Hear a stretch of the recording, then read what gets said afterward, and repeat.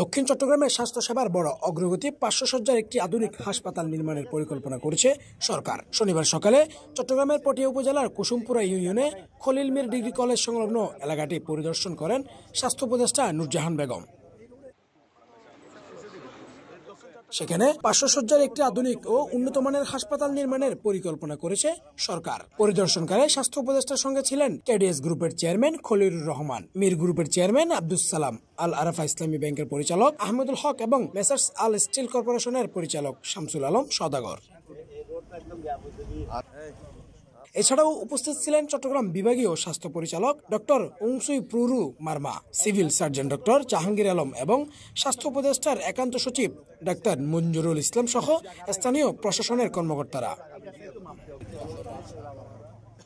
নতুন হাসপাতাল নির্মাণের মাধ্যমে দক্ষিণ চট্টগ্রামের মানুষ উন্নত স্বাস্থ্যসেবা পাবে এমন প্রত্যাশায় পথ চলছে প্রকল্পটি।